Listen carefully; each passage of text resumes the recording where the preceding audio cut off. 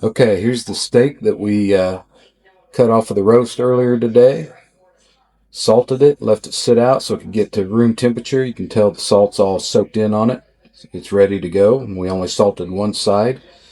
Now it's raining outside today. I prefer to cook these on a grill, but this being a store-bought steak and not farms, it's best if you can cook it on a flat top or in a cast iron pan. And what we'll do is we'll throw in a slab of butter, and it really helps the flavor of this store-bought meat. So get you a big old slab of butter, get it in there, and then take that steak and just set it right down on it. Now we'll let that cook for about a minute on each side. After about a minute, go ahead and give her a nice flip. See how nice and crisp that is. Bad thing about cooking in the kitchen and cast iron like this is you definitely get grease everywhere, so you always got to clean up.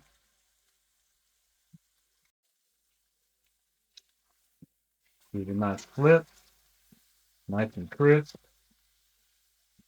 Of course, you can use a meat thermometer to tell where you're at, or you can just kind of press down. I can tell the center is still not cooked all the way, so it should be a nice medium. So I'm going to shut her off,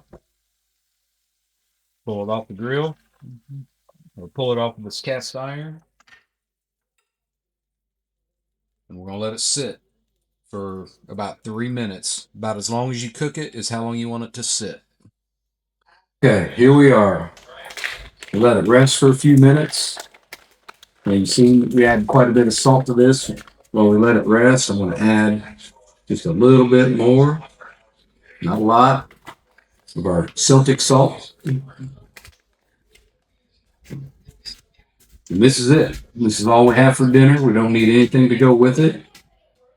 When you're doing a carnivore diet, you really don't have to count calories or anything. You just eat till you're full. Make sure you're eating as much of the fat as you can.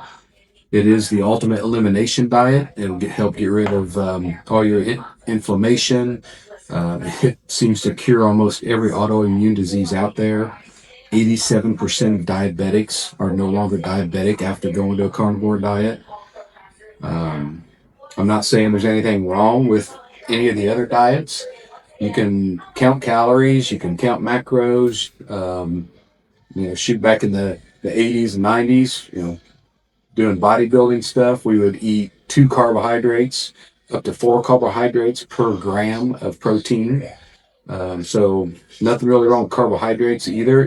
But you have to track everything on all the other diets. To where with this diet, you can just eat until you're full and not really worry about anything else. You can build muscle with this, burn fat, and really make yourself feel a lot better and healthy. So let's cut into this and see what we got.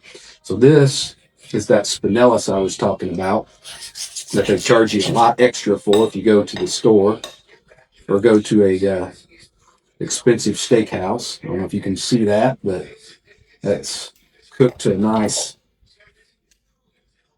medium rare probably.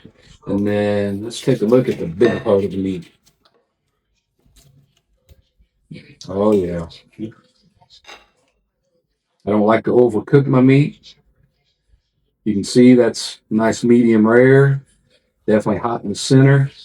This is going to be good. So that's all we need right there. And like I say, just try to eat as much of the fat as you can because the fat is your energy and helps with a lot of different things in this diet because you're not bringing in carbohydrates, fiber, or anything else.